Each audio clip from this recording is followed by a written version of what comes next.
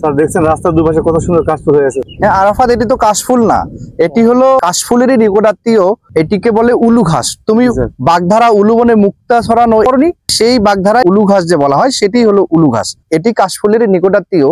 এই উলু ঘাসের বৈজ্ঞানিক নাম হলো ইম্পেরেটা সিলিন্ড্রিকা। খুবই উপকারী একটি ঘাস, কারণ পরিবেশে অনেক কীটপতঙ্গ থাকে, তার ভিতরে ফড়িং একটা উপকারী কীটপতঙ্গ। এই ফড়িং এই উলুবনের যে নেকটার থাকে, উলুবনের যে মধু থাকে, এটা খেয়ে বেঁচে থাকে।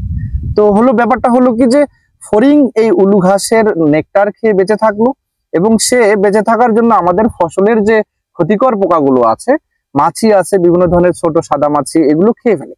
তো প্রতিদিন একটা ফড়িং প্রায় 150 থেকে 200 মাছি পর্যন্ত খেয়ে ফেলতে পারে। তো এইটা আমাদের ফসলের জন্য অনেক উপকারী। এই জন্য উলুবনগুলো আমাদের রাস্তার দুই ধারে যে আছে, এগুলো পার্সিয়ালি আমাদের উপকারই করতেছে, পরিবেশের উপকার করতেছে, কীটপতঙ্গ বেঁচে আছে, এবং আমাদের ফসলের পোকামাকড় গুলো এই সেই ফড়িং উপকারী কীটপতঙ্গ সে খেয়ে ফেলতেছে। এর ফলে আমাদের ফসলও ভালো হচ্ছে। তো এই উলু ঘাস হলো আমাদের পরিবেশের জন্য এবং আমাদের মানুষদের জন্য একটি উপকারী ঘাস। বুঝতে পারছো আরাফাত? জি স্যার।